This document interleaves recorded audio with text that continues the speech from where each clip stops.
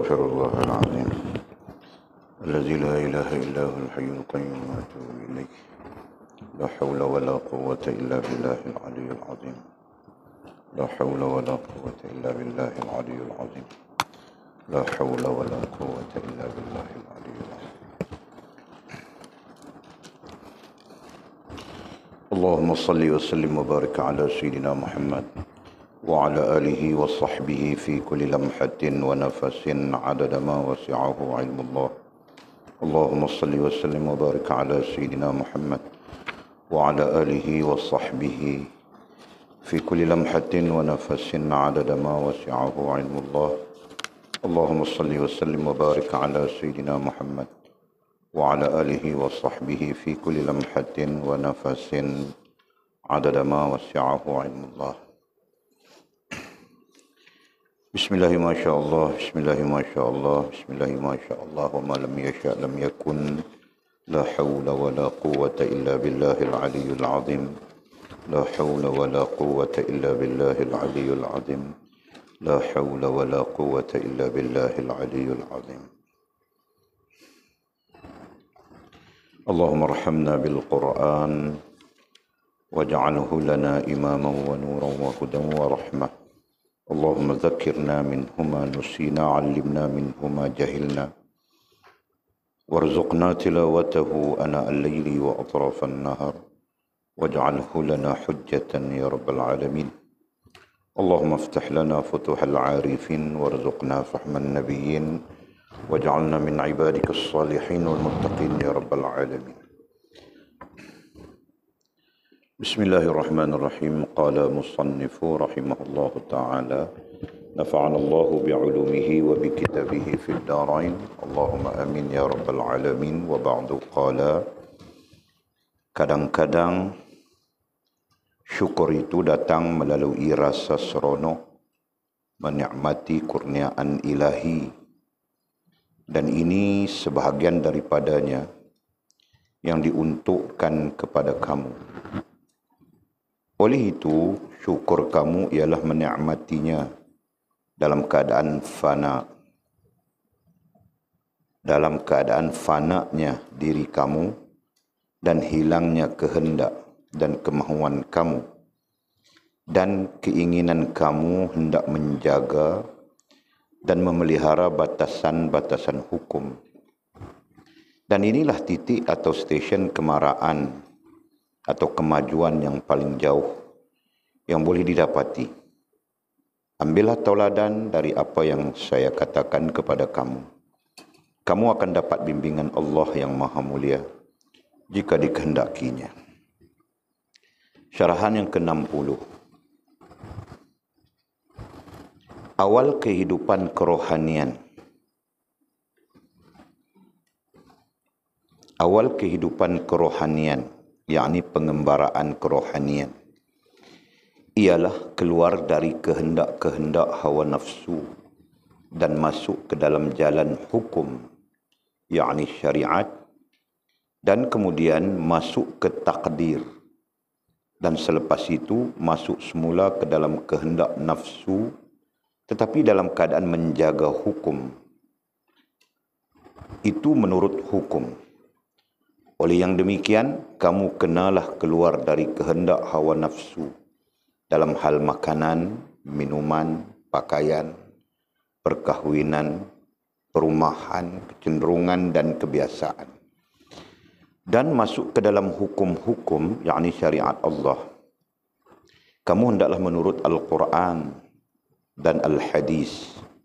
Firman Allah yang bermaksud, apa sahaja harta rampasan, yakni fai, yang diberikan Allah kepada Rasulnya yang berasal dari penduduk kota-kota, maka adalah untuk Allah, untuk Rasul, kaum kerabatnya, anak-anak yatim, orang-orang miskin, dan orang-orang yang dalam perjalanan.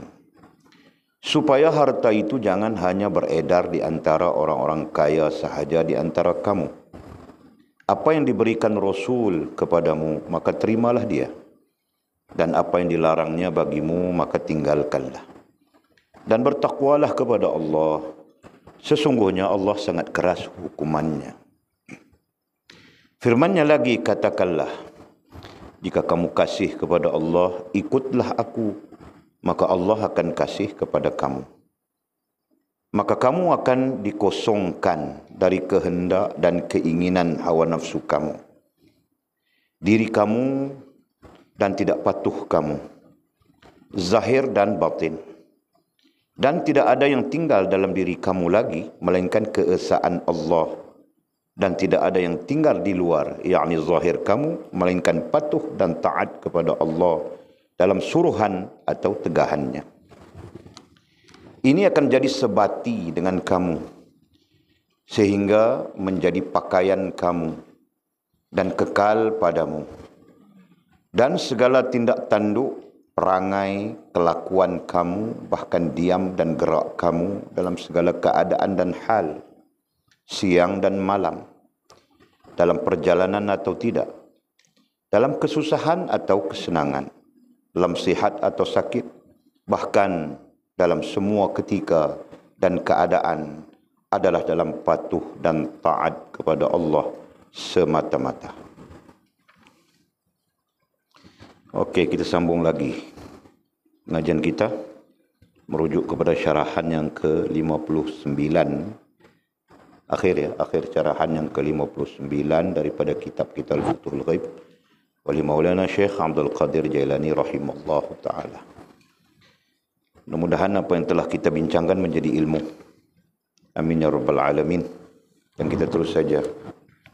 Kata musannif, kadang-kadang syukur itu datang melalui rasa seronok menikmati kurniaan ilahi.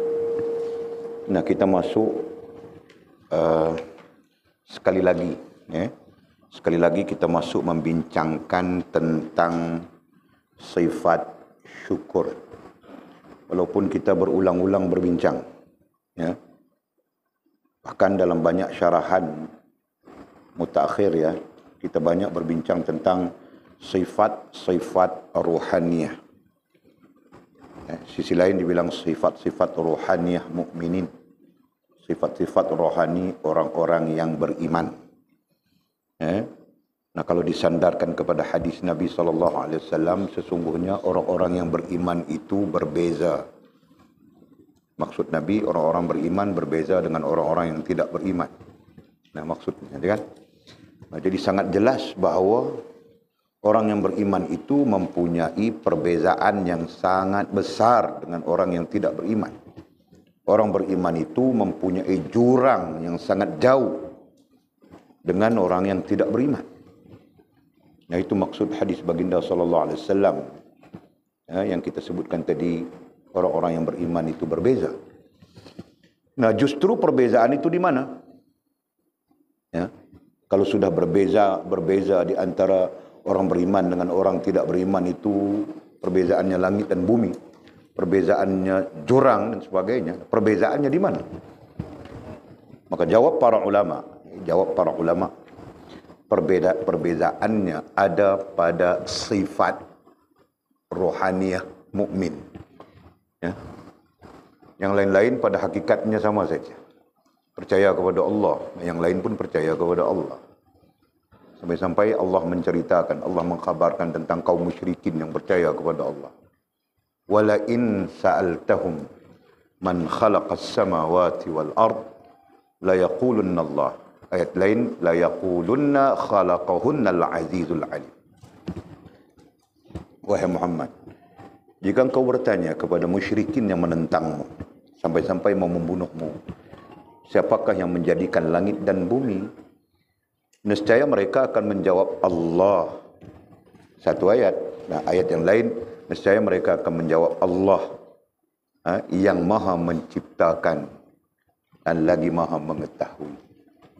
Nah, dalil itu menunjukkan bahawa menerima Allah Subhanahu wa taala, ataupun mungkin klasifikasinya mempercayai Allah Subhanahu wa taala, nah itu berlaku kepada semua orang, termasuk musyrikin. Kan? Nah, jadi kalau kita lihat sudut perbezaan iman, ya mungkin sama saja. Tinggal lagi iman kita benar, iman mereka batil. Nah, itu bezanya. Nah, kenapa batil? Kerana mereka mempercayai ada 3 Tuhan misalnya. ya kan? Seperti yang berlaku dalam Nasara. Yang lain mempercayai Tuhan beranak seperti Yahudi, ya kan? Dan mereka mempercayai bahawa Nabi Uzair alaihissalam adalah anak kepada Tuhan, misalnya. Nah, jadi dari segi kepercayaan terhadap Tuhan itu ada, tetapi menyeleweng, gitu kan? Nah, dari segi agama, nah mereka mempraktikkan agama juga. Yang mana praktik agama itu justru mengabdikan diri kepada Tuhan, tetapi secara tidak benar. Demikian kan? Dan begitu juga dalam hal-hal yang lain. Nah, jadi apa yang membezakan? Nah, para ulama kita menjawab yang membezakan adalah sifatul mukminin, sifat rohaniyah mukmin.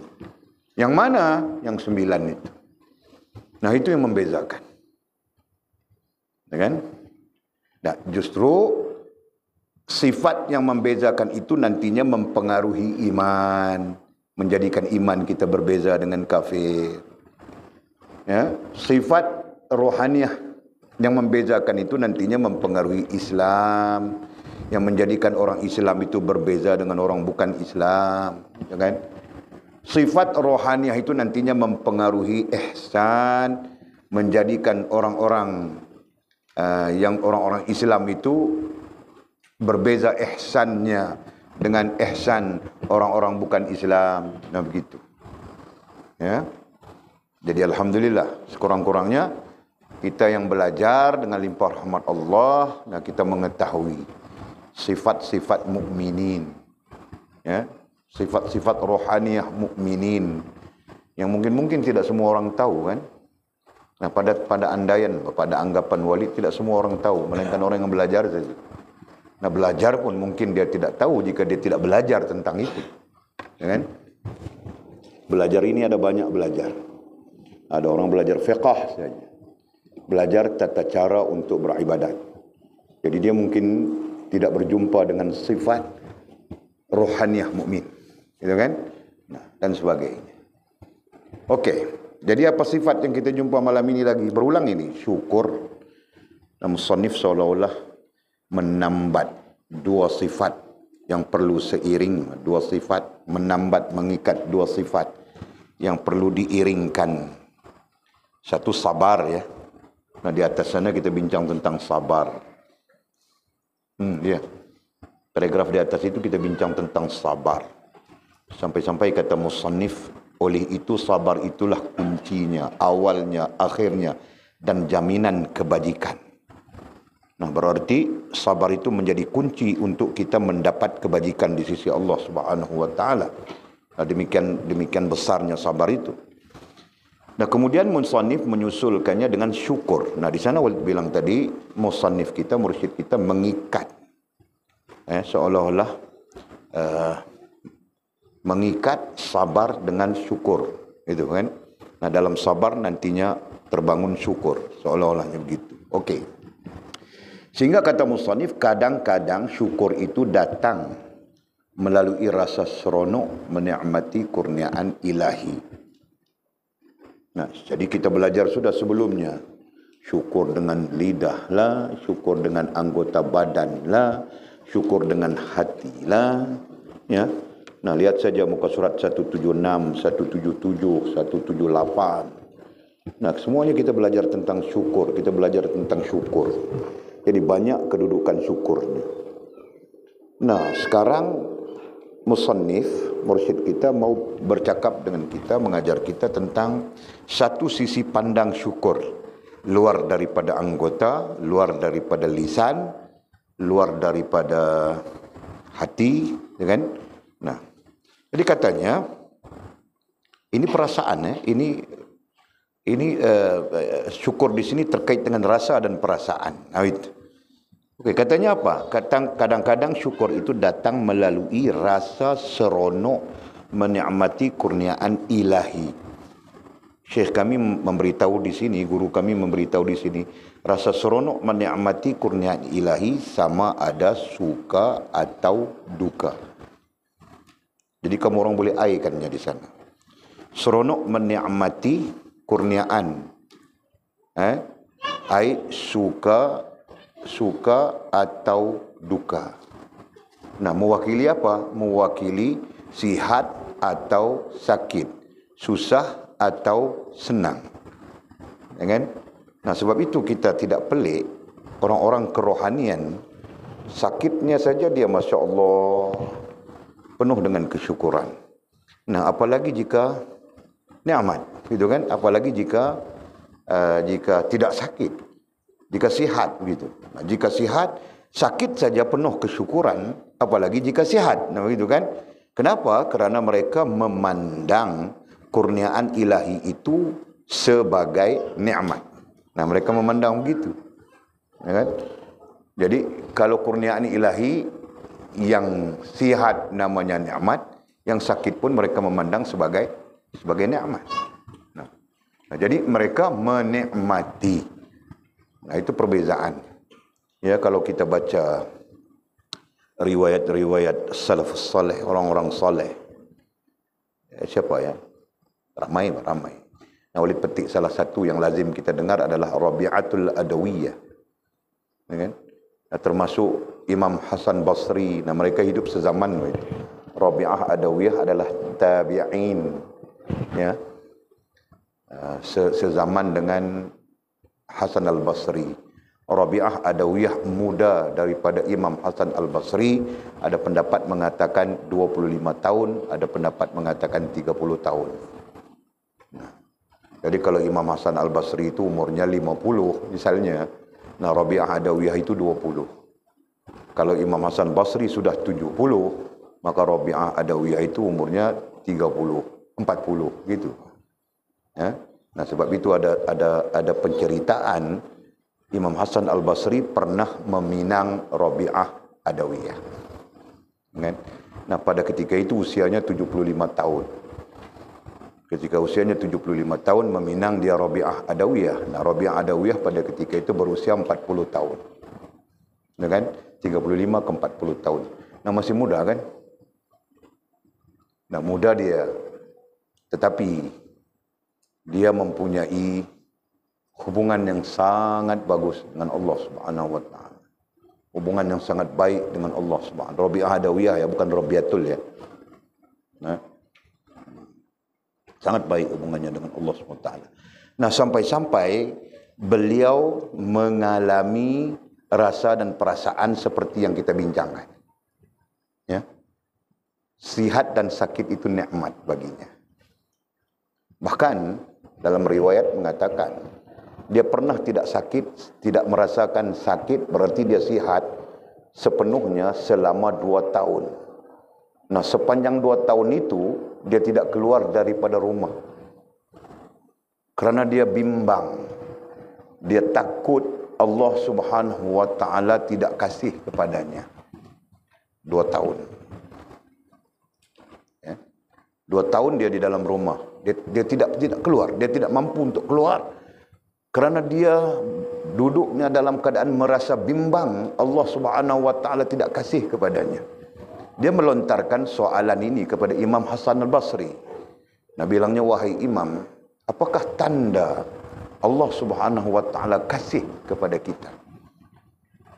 Jawab Imam Hasan Basri, seperti mana yang berlaku kepada Nabi kita sallallahu alaihi wasallam. Allah sangat kasih kepada baginda Nabi sallallahu alaihi wasallam, tapi ternyata baginda Nabi itu pada pandangan mata kita penuh duka, gitu kan? Penuh kepayahan, penuh kesulitan, penuh kedukaan dan sebagainya. Apakah benar begitu? Wahai Syekh, ya. Nah, dia pulang, terus dia berdoa kepada Allah Subhanahu wa taala, ya Allah, kirimkanlah kepadaku kesakitan. Ya Allah, kirimkanlah kepadaku kesakitan. Ya Allah, kirimkanlah kepadaku kesakitan. Diriwayatkan dia merayu-rayu begitu di atas sutuh.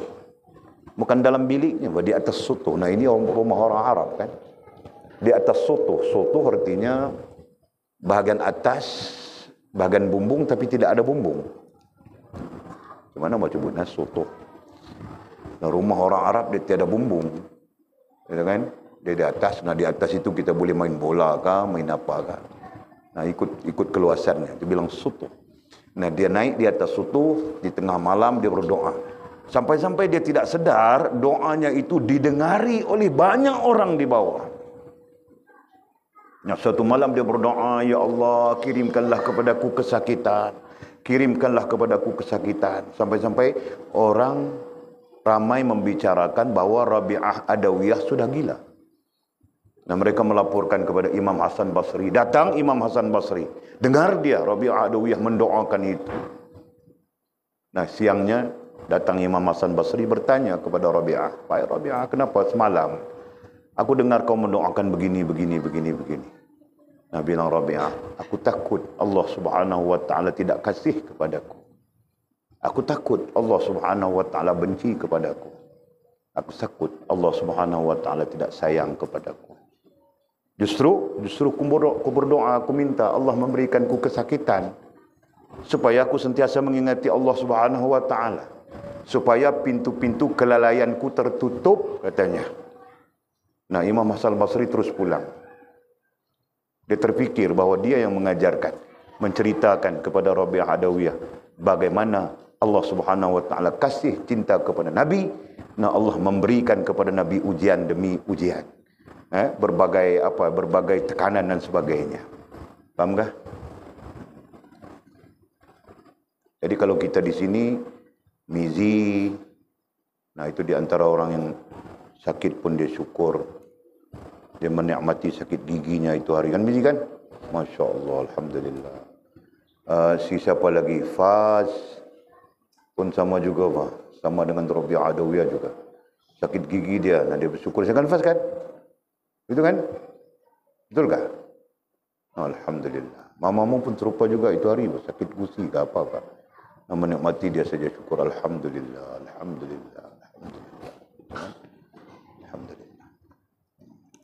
Nah, tidak penting Pak. Yang itu tidak penting. Yang pentingnya kita memahami, ya, memahami bahawa salah satu konsep syukur itu adalah menikmati kurniaan ilahi. Sedangkan kurniaan ilahi itu mungkin kita suka, mungkin kita tidak suka, begitu kan? Nah, yang kita suka pun kita syukur, yang kita tidak suka pun kita syukur. Nah, sebab itulah para ulama mengatakan suka dan duka itu adalah nikmat daripada Allah Subhanahu wa taala. Nah, tinggal lagi macam mana kita mau menerimanya sesuai dengan rasa dan perasaan kita. Okey. Dan ini katanya, dan ini sebahagian daripadanya yang diuntukkan kepada kamu. Dan ini, isim isyarah di situ. Ini apa? Ya, rasa seronok menikmati kurniaan ilahi itu. Dan ini rasa seronok menikmati kurniaan ilahi. Yang kita bilang tadi sudah suka atau duka. Sebahagian daripadanya diuntukkan kepada kamu. Memang Allah untukkan kepada kita. Sebab itu hidup kita ada kalanya suka, ada kalanya duka. Kan? Nah, tidak pernah hidup kita suka terus. Faham tak? Mimi? Nah, hidup kau suka terus kah? Kau pun tidak suka juga ada kan? Nah, gigi kita rusak, kita pergi buat gigi lain begitu kan? Nah, begitu lah. Ya kan? Di mana ada orang yang hidupnya suka terus? Kalau suka terus itu ada dalam sejarah ada seorang manusia yang hidupnya penuh dengan suka terus. Tetapi akhirnya dia juga terpaksa berduka. Siapa? Tahu tak? Kita tahu. Mau tahu kah? RM5. Seorang RM5. 10 orang RM50. 20 orang 100. Ini malam boleh pergi berpoya-poya. Di karaoke ujung jalan sana. Ada karaoke baru buka. Tahukah namanya Fir'aun? Nah, Fir'aun antara hamba Allah Subhanahu wa taala yang tidak sakit, tidak ditimpakan kesakitan dalam hidupnya. Nah, sampai-sampai dia mendakwakan dialah Tuhan. Ya kan? Puncanya, para ulama tafsir mengatakan antara puncanya adalah dia tidak pernah ditimpa kesakitan. Nah, jadi sombong dia. Ya kan? Jadi takbur dia. Dan selanjutnya menderhakai Allah Subhanahu wa taala.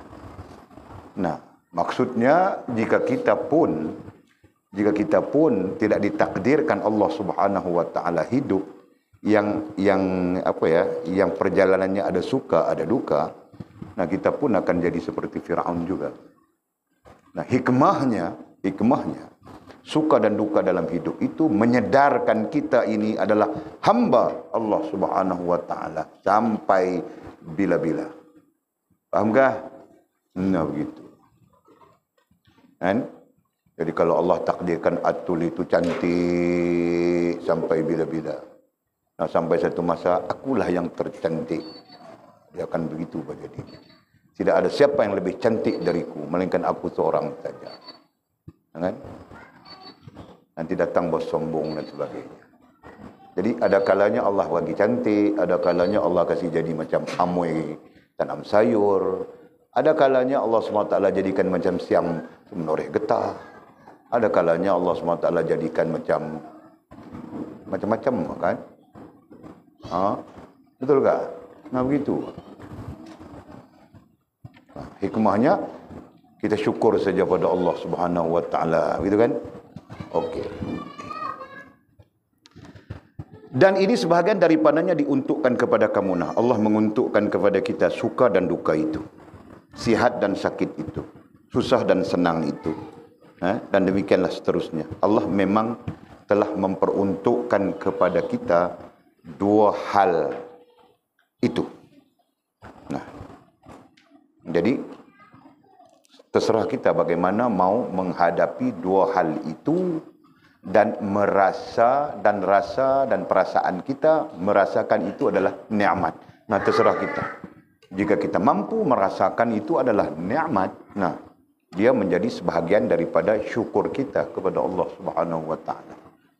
Gitu kan? Nah, syukur saja, Pak. Alhamdulillah. Gitu. Okey. Oleh itu katanya, syukur kamu ialah menikmatinya. Yang menjadi syukur ketika itu adalah menikmatinya dalam arti kata yang lain, merasa dan merasakan apa yang berlaku kepada kita itu sebagai nikmat. Nah, kalau sakit, nah kita kiaskan terus. Kalau sakit, nah sakit itu adalah nikmat. Kita merasakan ia sebagai nikmat. Nah, kalau sihat, nah kita merasakan sihat itu pun sebagai nikmat. Nah, kita perlu perlu mengajar diri kita, perlu mengajar rasa dan perasaan kita supaya menikmati. Nah, itu. Ya. Okey. Syukur kamu ialah menikmatinya dalam keadaan fananya. Nah, lebih besar daripada itu. Menikmatinya satu hal. Dalam keadaan fananya diri kamu. Nah, dimaking itu, dimaking. Dimaking dalam keadaan fananya diri kamu. Jadi menikmatinya dalam keadaan fananya diri kamu. Fana, tahu sudah kan? Nah, fana itu apa? Sofia, fana itu apa?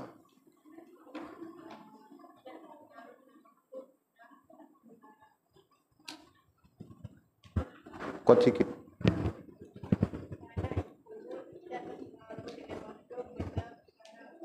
Ya, okey, satu, fana itu tidak terpengaruh dengan makhluk, benda, hal atau perkara. Dengan Allah Subhanahu wa taala, berbanding Allah Subhanahu wa taala, itu antaranya kan. Nah, ada lagi makna lain selain daripada itu. Itu makna itu betul, diterima itu betul. Nah, ada lagi makna lain. Ada lagi? Tiada sudah. Kau tahu satu itu saja. Dua. Ada. Nah, lain maknanya apa?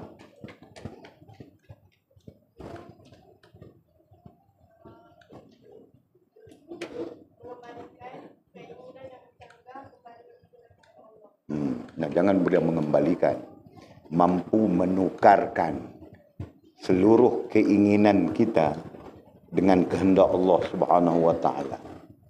Jelas kan? Mampu menukarkan. Nah, itu termasuk fana. Kerana asal perkataan fana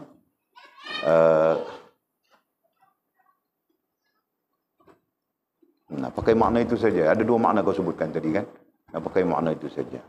Termasuk fana yang kita sebutkan tadi adalah mampu membebaskan akal dan hati kita daripada pengaruh makhluk, benda, hal dan perkara, ya, menggantikan Allah Subhanahu wa taala. Ya. Yang keduanya adalah mampu menukarkan. Itu terkait dengan abdal sebenarnya. Nah, mampu kita menukarkan seluruh keinginan kita dengan kehendak Allah Subhanahu wa taala. Ini berarti hilang keinginan kita, yang timbul adalah kehendak Allah Subhanahu wa taala.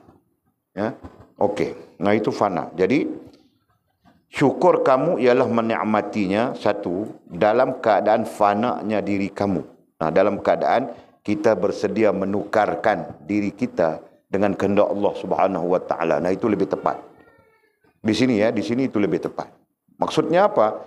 Nah, Allah kasih kita sakit kerana Allah mau menukarkan kita dengan pahala misalnya. Ya kan? Jadi sakit yang diberikan oleh Allah Subhanahu wa taala kita menikmatinya. Nanti Allah Subhanahu wa taala menukarkannya dengan kebajikan, menukarkannya dengan keampunan dan sebagainya.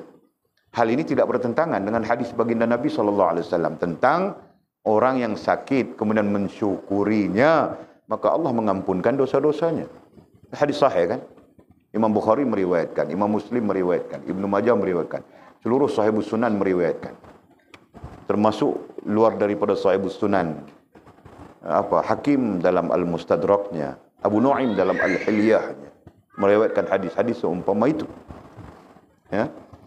Jadi kalau sudah sakitnya itu merupakan nikmat. Pada sisi kita, kita menikmati sakit itu. Nah, pada sisi Allah SWT memberikan kita keampunan. Nah, di sana kita redha sakit dan menikmatinya kerana Allah menjanjikan keampunan misalnya. Nah, begitu. Faham tak?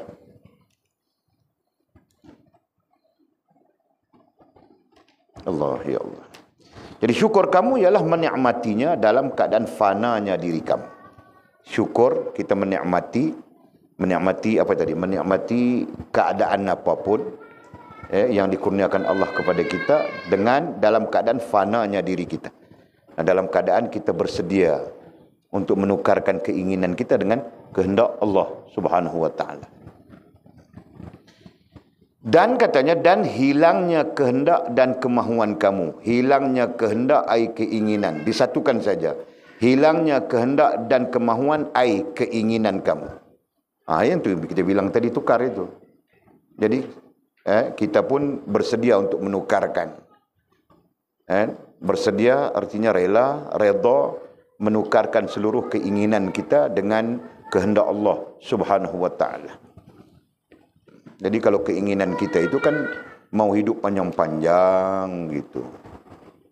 Ya kan?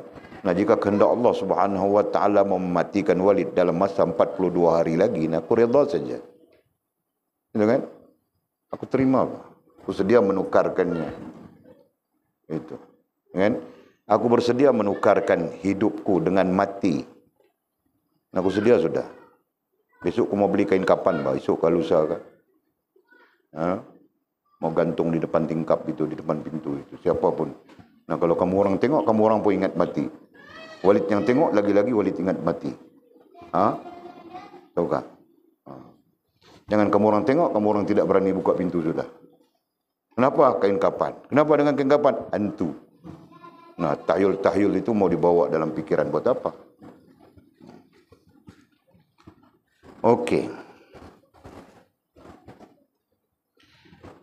Dan katanya, dan keinginan kamu hendak menjaga. Nah, termasuk hilangnya ya. Termasuk hilangnya tadi. Dan hilangnya kehendak dan kemahuan kamu. Kehendak dan kemahuan kita satukan saja. Keinginan. Nah, itu bagi kita kan. Bagi kita makhluk, istilahnya adalah keinginan. Nah, jadi kita hilangkan keinginan kita. Nah, banyak keinginan kita. Kita belajar sudah dalam syarahan berapa itu hari tentang keinginan kita yang sangat besar.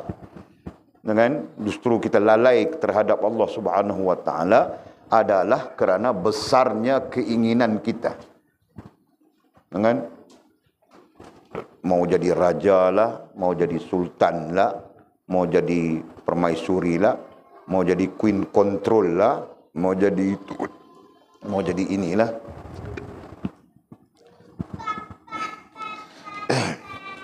Macam-macam kita mau jadi kan.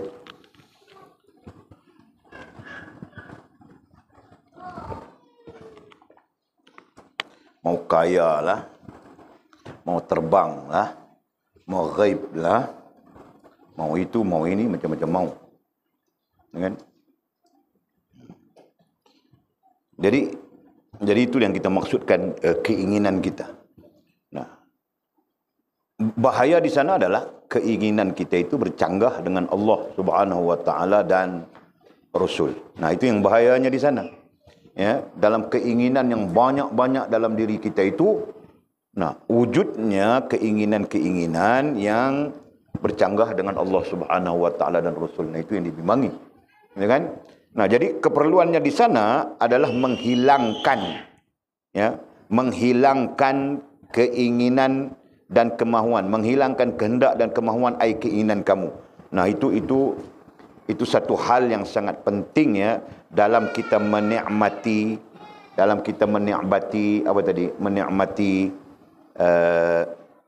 kurniaan Allah Subhanahu wa taala kepada kita. Okey. Nah, termasuk yang kita perlu hilangkan dan keinginan kamu hendak menjaga dan keinginan kamu hendak menjaga dan memelihara batasan-batasan hukum. Nah, keinginan itu pun termasuk hal yang perlu dihilangkan. Kenapa? Nah, kerana kita tidak mempunyai daya dan upaya kan. Itu.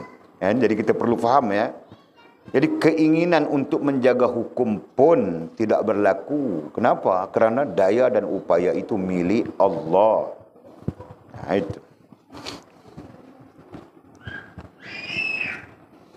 Dan keinginan kamu hendak menjaga dan memelihara batasan-batasan hukum. Nah, pada hakikatnya kita tidak mampu menjaga. Ya, tidak mampu menjaga dan memelihara batasan-batasan hukum. Melainkan dengan pertolongan Allah Subhanahu wa ta'ala. Nah, ini terkait dengan supaya kita tidak bergantung dengan diri kita sendiri. Nah, itu. Nanti kita bergantung dengan diri kita sendiri yang sempurna, diri kita sendiri yang bagus. Aku.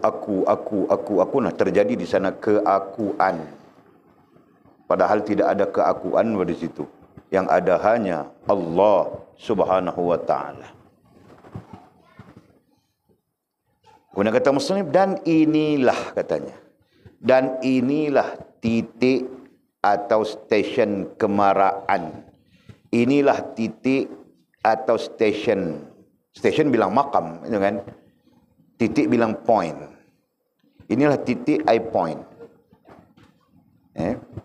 Atau stesen makam. Kemaraan atau kemajuan. Kemaraan atau kemajuan disatukan dengan perkembangan. Ya, kita belajar sudah ya. Allah Subhanahu wa taala mentakdirkan kita sebagai makhluk yang perlu berkembang rohaniah dan jasmaniahnya.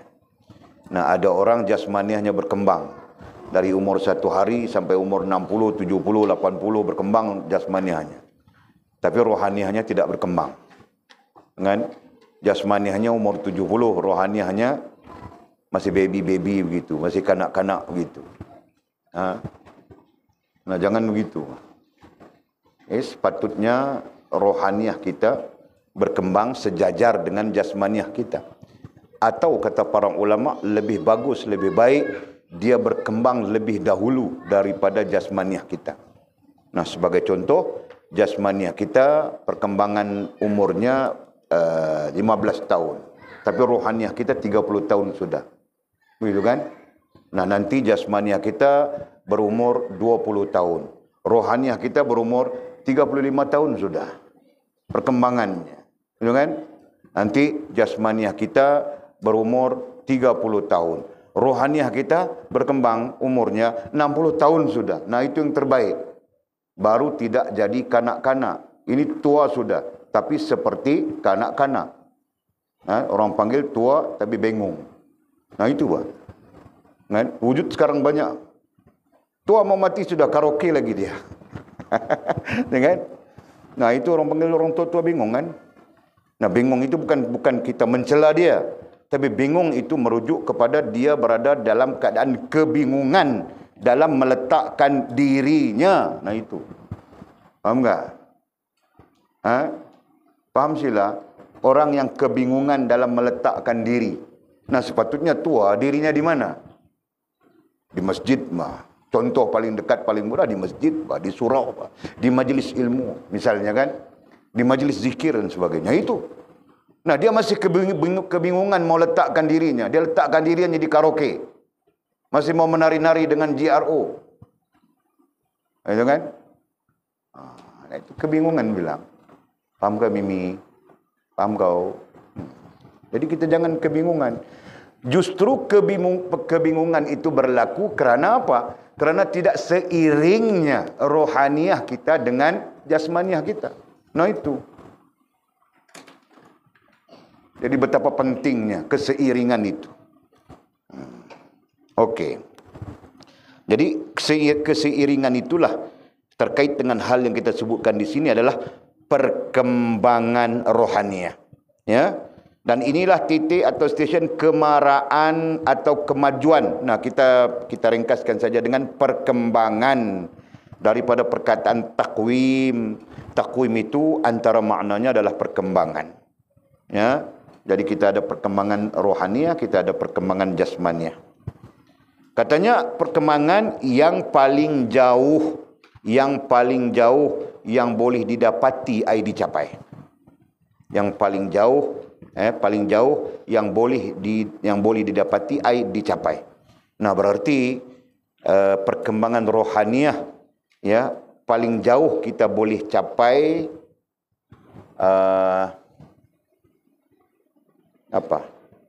dalam konteks yang kita berbincang panjang sudah ini.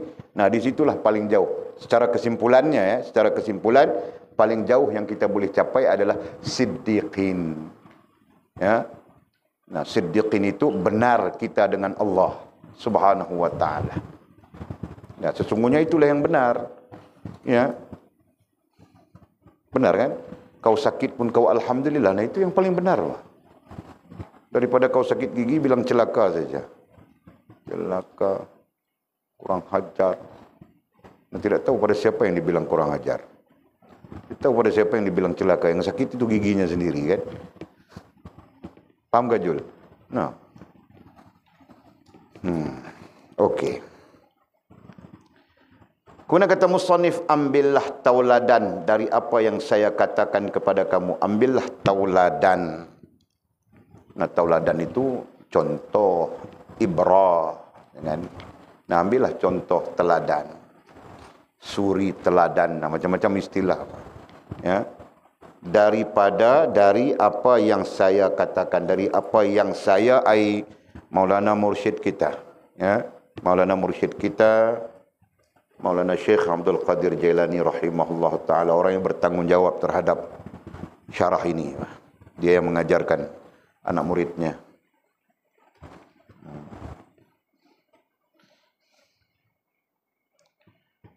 Ambillah tauladan dari apa yang saya katakan kepada kamu.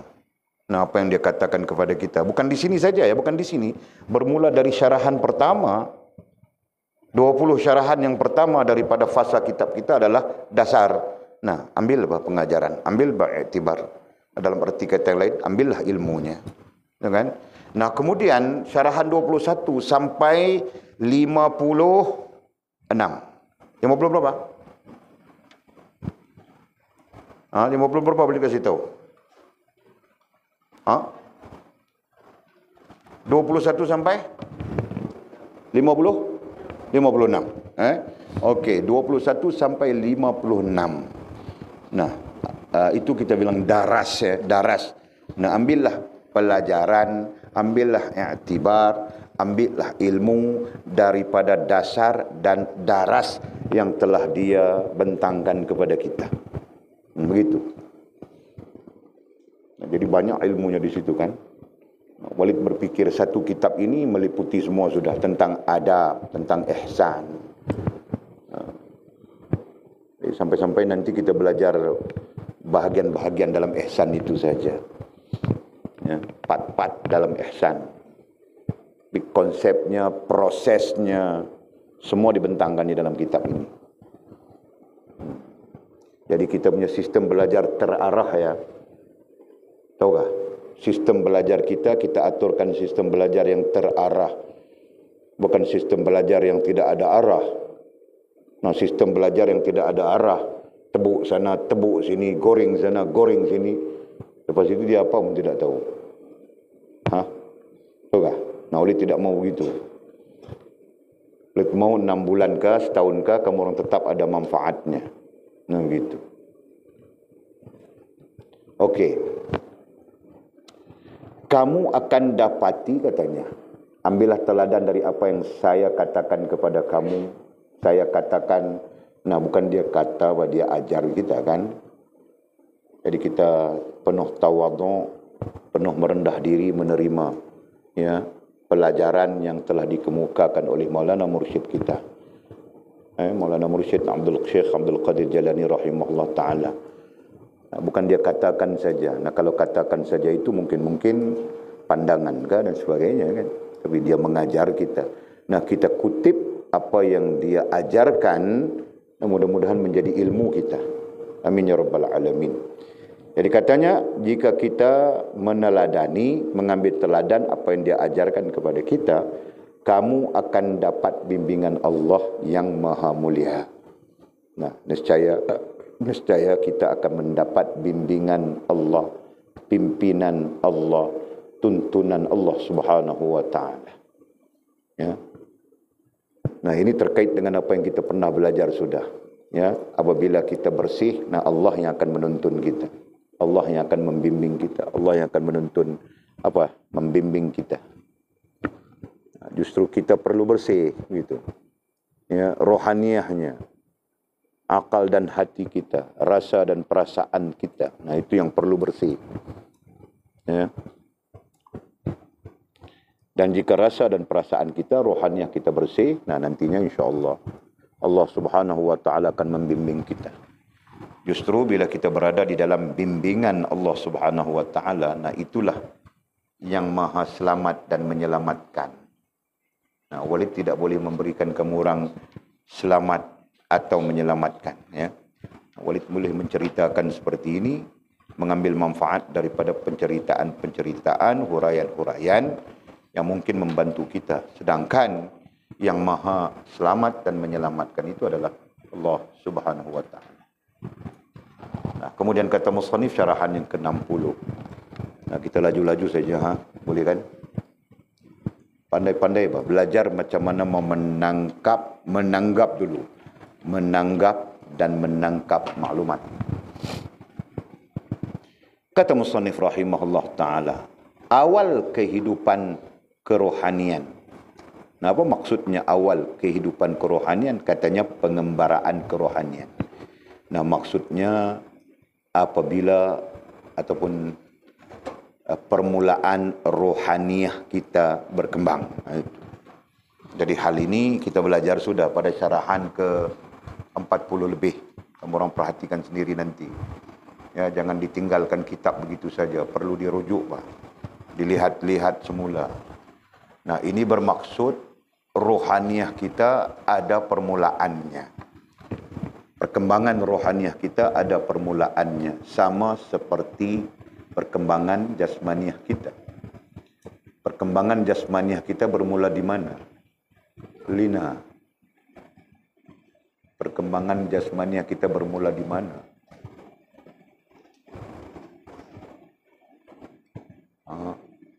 Nah, ini ada kaitannya soalan ini.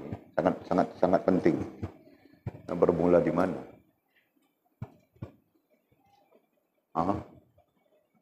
Perkembangan rohaniahmu.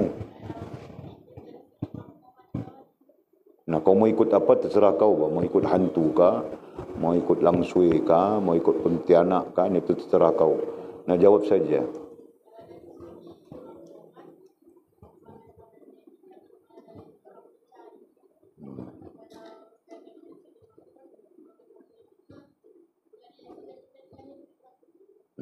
Nah, kau fahamkah soalan Walid tadi?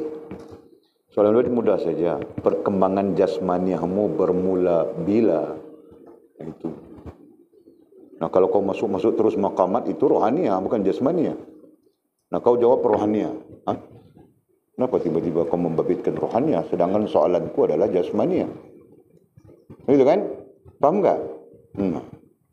Atau kau salah dengar soalan Walid? Atau kau sengaja mau mengelirukan Walid? Ha? Jangan banyak. Dalam kepala Walid saja apa yang kau mau cakap itu, tahu tak? Nah, Mizi kau. Perkembangan jasmaniahmu, dirimu sendiri apa? Bermula bila?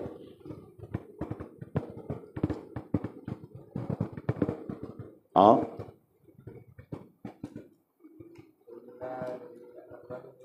Ya, bagus, Pak. Kau bagus, Pak. Allah kasih kau ilmu pengetahuan. Tapi kau jahat, Pak Mizi. Kau taubat sudah kan? Taubat sudah? Alhamdulillah, ya Allah. Terimalah taubat anakku Mizi ini. Jadikanlah dia seorang hamba-Mu yang baik. Amin ya Rabbal Alamin. Ya, bermula daripada alam rahim. Ya. Nah, di sana, Pak. Nah, ketika menjadi setitis mani, ketika masih lagi bersifat air begitu kan. Nah, dia tidak, sehingga dia bersatu di alam rahim, nah tumbuh dia di situ. Nah, disitulah bermulanya perkembangan jasmaniah. Ya. Tumbuh dia jadi macam ulat saja, kau tahu tak? Nah, Walid nanti mengajar kamu orang pakai video. Ini teknologi canggih Walid akan bawa ya. Pakai video, Pak. Mau tunjuk macam mana bayi itu terjadi tekan keluar. Menggunakan teknologi apa? 3D kah? 4D kah? Walid pun tidak tahu. Maukah? Nah, asli ada video tu semua. Alat-alat tu semua. Bapa ibu kita bayar tak ada masalah, malam ni kita tarik duit. Mau pakai macam itu. Jadi kau pun tengok. Begitu kan? Bermula daripada alam rahim. Yang macam ulat saja mula-mula. Pernah tahukah? Kita ada buku-buku biologi ada kan? Kami pun tidak tahu kitab-kitab kami, buku-buku kami mana-mana pergi sudah. Itulah, nanti kita siap perpustakaan kamu orang boleh. Mau lihat biologi, nah ada buku biologi. Mau lihat fizik, ada buku fizik. Nah, Walid cakap saja nanti. Nah, supaya kita tahu, sekalipun kita tidak belajar secara formal, tapi sekurang-kurangnya kita tahu keilmuan-keilmuan itu. Nanti dalam biologi, lihat macam mana terjadinya proses pertumbuhan dan tumbesaran seseorang yang bernama manusia. Nanti kiaskan saja haiwan ke apakah sama saja. Fahamkah? Dan kau pun kau tidak datang macam ini, cantik macam ini. Kau datang macam ulat saja, kau tahukah? Pas. Kau tahukah itu? Kau sedarkah? Sedarkah? Tidak sedar. Masya Allah. Lina, kau pun macam ulat saja, tahukah? Kau sedarkah itu? Nah, kau Mizi, kau pun datang macam ulat saja, kau tahukah? Sebab itu sekarang kau jangan jadi ulat. Kerana masa ulat sudah berlalu, tahukah? Nah, macam ulat saja semua. Termasuk Walid, termasuk kita semua, macam ulat saja. Walid pernah melihat orang panggil apa? Premature, kelahiran pramatang, tahu tak? Nah, bayi berapa bulan? 3 bulan ke 4 bulan begitu saja. 4 bulan kot. Nah, keluarkan macam ulat saja. Boleh ambil buat umpan taut abuya, tahu tak? Kecil saja. Nah, macam ulat saja. Kamu orang tidak pernah tengok kah? Tidak pernah? Kalau macam itu mustahak lah kita datangkan buku-buku biologi ini, mustahak. Supaya kita ada pengetahuan. Supaya kita menjadi manusia yang sedar diri.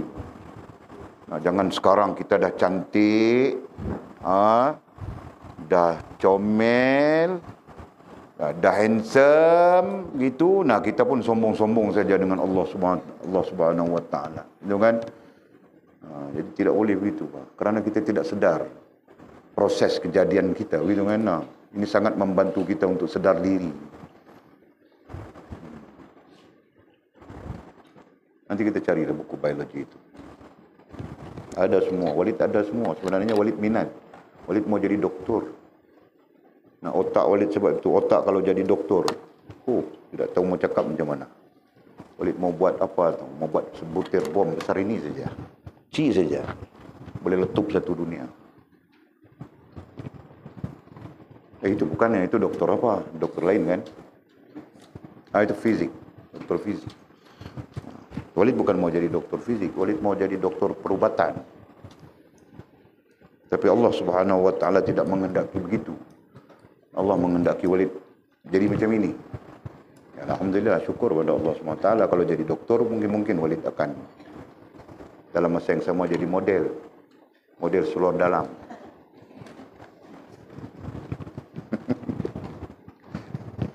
Itu jam Walid akan ajak Jul join.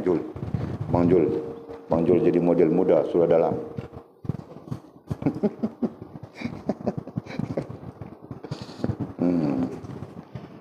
Subhanallah. Nah, itu perjalanan kerohanian, ya. Perjalanan apa tadi boleh sebut sebagai perbandingan, ya, jasmania. Perjalanan jasmania. Nah, dia bermula di sana awal lagi. Nah, mana lebih awal perjalanan jasmania dengan rohania? Mana yang lebih awal? Mana yang lebih dulu? Lina, aku tanya, Bang. Boleh tanya ni. Kau tadi belum selesai. Mana lebih dulu perjalanan rohaniah dengan jasmaniah? Nah, jasmaniah kau tahu sudah bermula bila kan? Nah, itu. Kalau rohaniahnya bermula bila?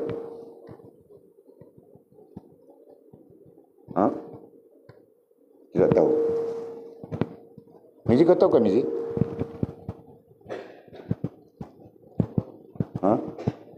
Ya, perjalanan rohaniah, perkembangan rohaniah bermula bila? Titik tolak perkembangan rohaniah. Ayat pun mau kasih bagus-bagus kau. Alam roh, nah, pandai Bang Mizi. Subhanallah. Ya, di alam roh. Di alam Allah mengambil perjanjian dengan semua roh bangsa makhluk, khususnya manusia dan jin. Alastu birabbikum. Nah, Allah bertanya, tidakkah aku ini Tuhanmu? Qalu, berkata sekalian ruh, bala, bahkan kaulah Tuhan kami. Qalu bala syahidna, bahkan kaulah Tuhan kami dan kami bersaksi. Nah, di situ bermula pengembangan roh. Tapi bila masuk dia ke jasad, jasad itu berkembang, ya. Ketika di dalam alam rahim, Masya Allah, dia menikmati keindahan-keindahan yang diberikan oleh Allah Subhanahu wa taala. Nah, sebab itu dia boleh hidup walaupun dalam air.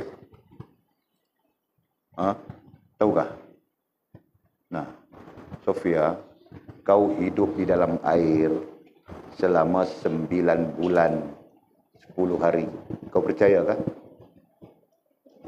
Mana kau tahu? Mana kau tahu? Dengar Walid cakap. Kau sendiri tidak tahu? Atau memang kau tahu? Confused?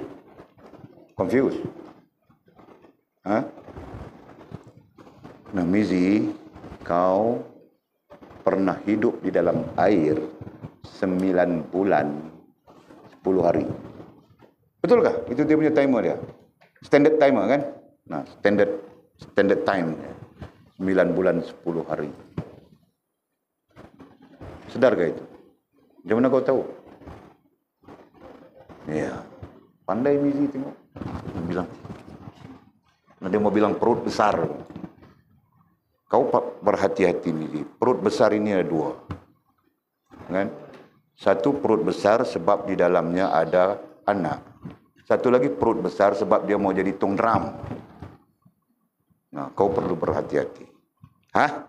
Okey. Nah, jadi Mimi, kau faham ke Mimi? Faham ke yang boleh cerita ini? Nah, kau hidup di dalam air selama 9 bulan 10 hari. Itu menjadi dalil apa? Itu menjadi bukti apa? Para ulama bilang menjadi 2 bukti. Satu bukti, rohaniah itu milik Allah Subhanahu wa taala. Kau tetap hidup walaupun di dalam air. Jelaskah? Fahamkah boleh cerita? Satu bukti, alam rahim itu sendiri. Bukti alam rahim. Bukan rahim ya. Rahim itu satu tempat. Nah, pada dasarnya itu macam-macam istilah. Ada yang bilang perut. Dalam Al-Quran juga Allah SWT bilang begitu. Wallahu yakhrujakum min butuni ummahatikum la ta'lamuna syai'a. Allah mengeluarkanmu daripada perut ibumu. La ta'lamuna syai'a. Kamu tidak tahu apapun. Suatu apapun. Butun. Perut terjemahannya. Tapi rahim itu adalah satu alam. Yang boleh bilang tadi penuh keindahan. Penuh kasih sayang Allah Subhanahu wa ta'ala. Jelaskah? Nah, berarti kita datang dengan keindahan, kita datang dengan kasih sayang Allah Subhanahu wa ta'ala. Ya. Hanya kita yang tidak menyedari kasih sayang Allah Subhanahu wa ta'ala, keindahan yang pernah dilimpahkan Allah Subhanahu wa ta'ala kepada kita. Nah, justru lahir ke dunia, gitu kan, semasa kecilnya tai kambing pun kita masuk dalam mulut. Allah Subhanahu wa ta'ala maha melimpahkan kasih sayangnya sila. Dan dijaganya dengan mencampakkan kasih sayang di dalam hati kedua orang tua. Gitu kan? Sayang dia orang kepada kita. Jaga saja, tatang saja kita. Kan? Nah, kita pun berkembang. Dia kasihnya makan kita kerana sayangnya pada kita. Dia kasihnya kita makan. Nah, sampai-sampai dia sendiri pun tidak makan. Kan? Lihat saja anak kulina ini. Mudah-mudahan kau besar nanti jadi doktor ya. Jadi mungkin dalam andaiannya begitu kan. Imajinasinya. Nah, tiba-tiba kau datang-datang, umur kau 15, besar sikit. Nah, kau mula mau bercanggah dengan Allah Subhanahu wa ta'ala dan Rasul. Yang lelaki mula mau jadi Samsin sudah. Kau siapa? Aku siapa? Itu pertanyaan yang terkeluar. Kan? Sombong saja. Allah bilang jangan kau intai-intai perempuan yang tidak menutup aurat. Aku mau intai juga. Nah, itu yang terjadi. Kan? Allah ya Allah. Mudah-mudahan Allah mengampunkan kita semua. Allah mengampunkan kita semua. Amin ya rabbal alamin. Nah, jadi balik kita kepada perjalanan awal kehidupan. Nah, kehidupan kah, pengembaraan kah, perkembangan kah. Nah, itu istilah-istilah lazim yang telah kita sebutkan bagi menggambarkan kepada kita bahawa rohaniah kita juga sepatutnya berkembang. Nah, itu. Kan? Okey. Cuma di sana ada awalnya. Kita melihat sisi awal untuk kita mengukur di mana rohaniah kita mula berkembang. Nah, itu tujuan. Jangan sampai kita tidak tahu bahawa rohaniah kita berkembang bila. Nah, nantinya umur 80 sudah, 70 sudah. Nah, rohaniah masih kanak-kanak. Kan? Umur mau mati sudah, jalan pun ketar sudah. Parkinson. Parkinson. Kan?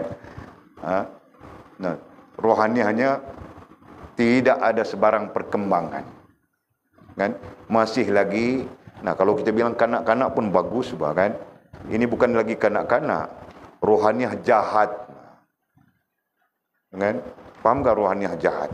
Nah, Walid jumpa sudah dengan orang-orang yang rohaniahnya jahat. Nah, Walid cerita ini bukan mau ambil iktibar saja. Ketika Walid menjadi flying lecturer, panggil apa? Pensyarah terbang, kan? Kalau bahasa Indonesia dosen terbang. Itu bahasa Indonesia. Mana Mu'jam kita tidak datang kan dia? Oh, dia tidak datang malam ni.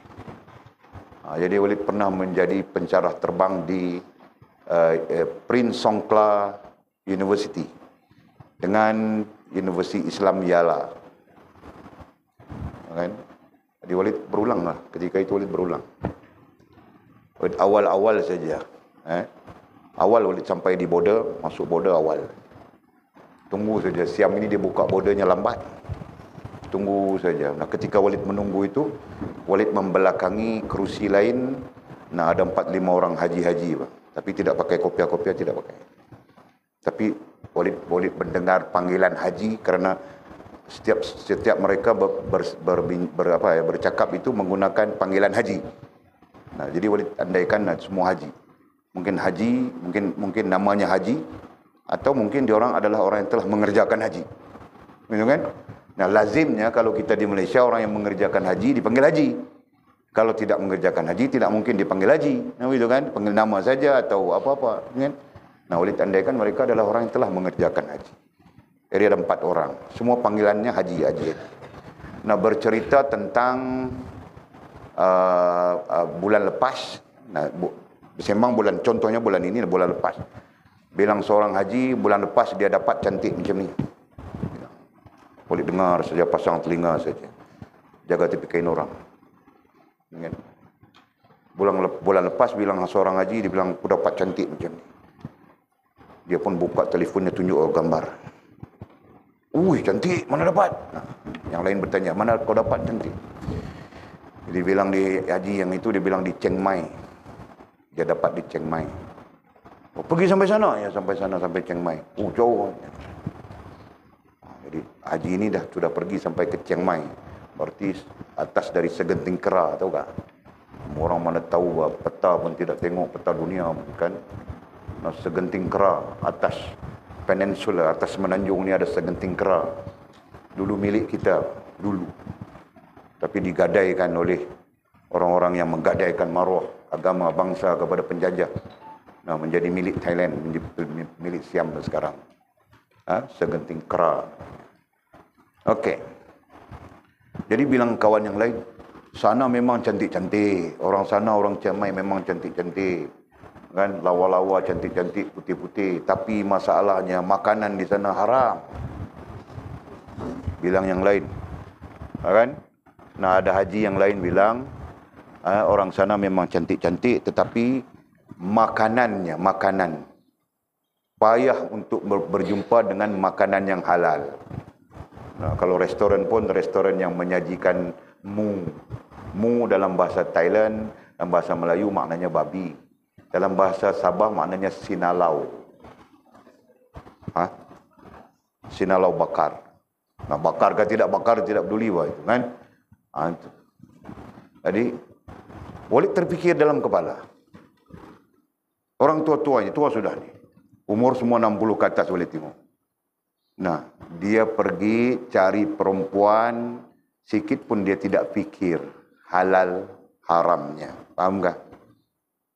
Janji cantik saja. Putih-putih dan sebagainya. Itu yang dicakap. Nah, tiba-tiba sampai di makanan, nah mereka membincangkan tentang haramnya makanan. Faham tak? Sepatutnya kalau hal itu tidak peduli halal haram, nah makanan jangan kau peduli juga halal haram kan. Nah, baru betul lah. Yang hal-hal itu kau tidak peduli halal haram, tapi di makanan kau pedulikan halal haram. Nampak Gajul? Tidakkah itu pemikiran yang kotor? Nah, pemikiran terkait dengan rohaniah sudah. Rohaniah yang kotor. Rohaniah yang sesat. Rohaniah yang berpenyakit. Nah, mau bersihkan itu dengan masa kematian, dengan masa mau pulang sudah kepada Allah, belum tentu dia sempat membersihkan.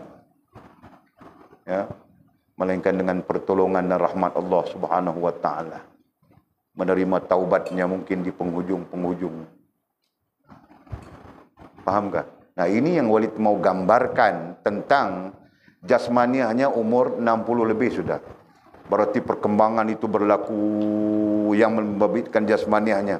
Nah, bagaimana itu termasuk ekonominya ke apa, segala-galanya berkembang. 65 tahun, 68 tahun.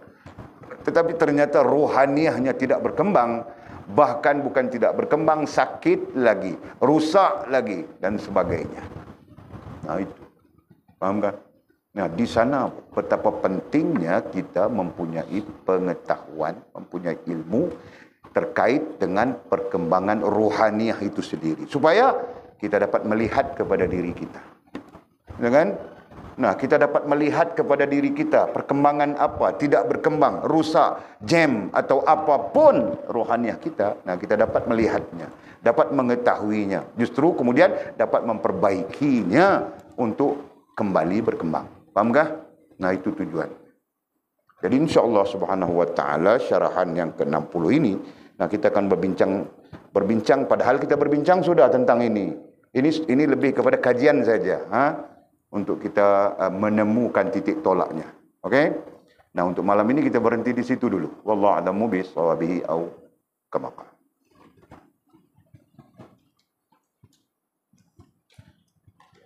Ada pertanyaan kah? Sila Maji.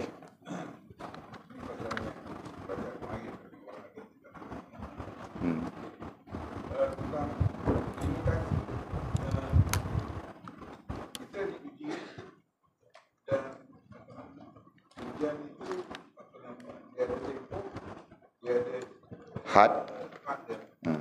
Had dia adalah berdasarkan hubungan kita dengan Allah. Ya. Tapi ada juga yang dalam ujian berdasarkan apa yang kita boleh tanggung. Allah tak menyusah kita sampai kita yang diuji kita tak ya, okey. Sebenarnya tak ada perbezaan apapun.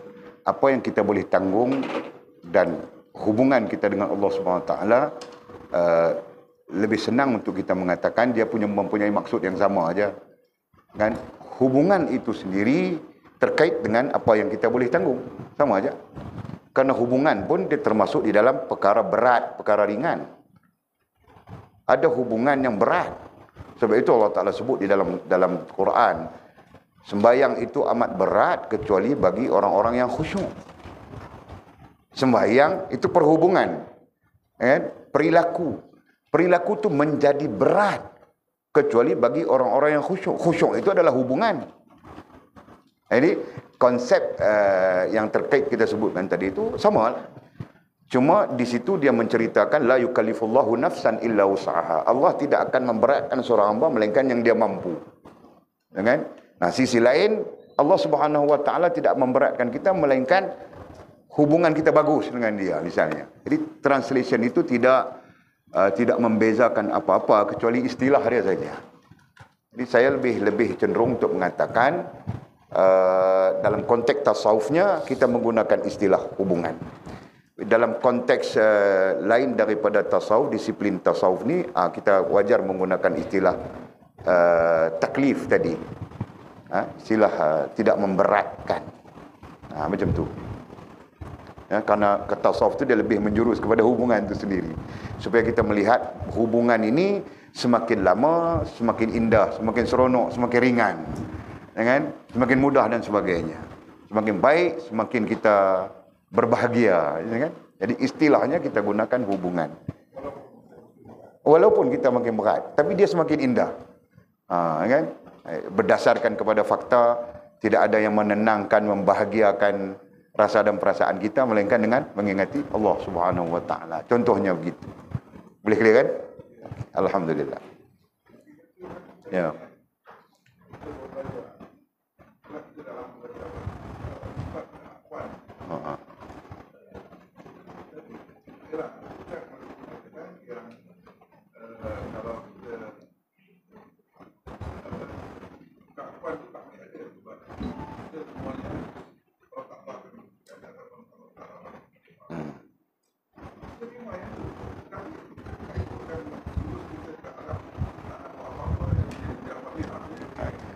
Okey, saya faham. Nah, di situ konsep keakuan yang tidak boleh ada pada kita itu terkait langsung dengan kerohanian, terkait langsung dengan spiritual. It's not a physical issue. Kan? Kerana setiap physical issue dia terkait dengan ikhtiari. Sedangkan ikhtiari itu menuntut diri kita. Dia tetap menuntut adanya diri. Barulah berlaku ikhtiari itu. Contoh, kan, kita buat kerja kita adalah menoreh getah. Bila kita tidak menghadirkan diri untuk menoreh getah, getah tu tak akan mengalir main kat kita. Itu maksudnya menuntut hadir diri. Sedangkan isu kerohanian yang kita sebutkan tadi, spiritual issue, dia tak terkait dengan yang tu. Jadi sebab itu kita sebut tentang apa yang kita sebutkan tadi itu adalah terkait langsung dengan isu spiritual, bukan isu fizikal. Boleh nampak idea tu?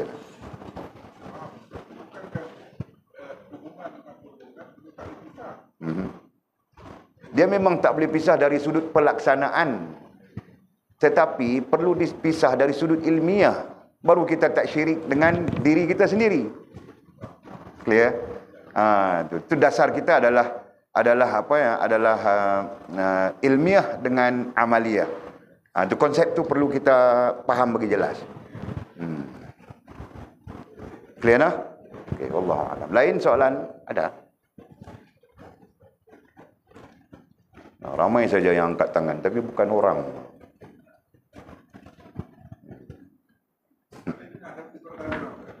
Boleh, tapi nanti kita berjawab berbelit-belit.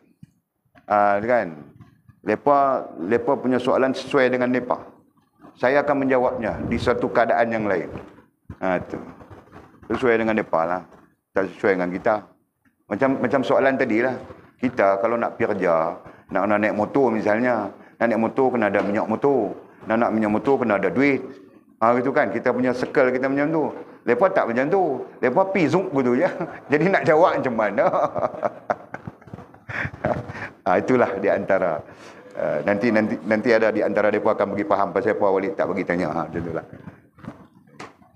Wallahu a'lam. Bismillahirrahmanirrahim. Alhamdulillahirabbil alamin wassalatu wassalamu ala asyrafil mursalin sayyidina wa maulana Muhammad wa ala alihi wa sahbihi ajma'in. Allahumma iftah lana futuhal arifin warzuqna fahman nabiyyin waj'alna min ibadika as-salihin. Allahumma ihdina as-siratal mustaqim siratal ladzina an'ama Allah minan nabiyyin was-siddiqin wasyuhada'i was-salihin. Allahumma rabbana iftah bainana wa bain qaumina bil haqq wa anta khairul fatihin. Allahumma a'inna ala dhikrika wa syukrika wa husna ibadatika. Allahumma faqihna fid din wa 'allimna at-ta'wil. Allahumma faqihna fid din wa 'allimna at-ta'wil. Allahumma faqihna fid din wa 'allimna at-ta'wil. Wa sallallahu ala sayyidina Muhammadin wa ala alihi wa sahbihi wa baraka wa sallam. Walhamdulillahi rabbil alamin. Taqabbalallahu minna wa minkum. Aqimis salah.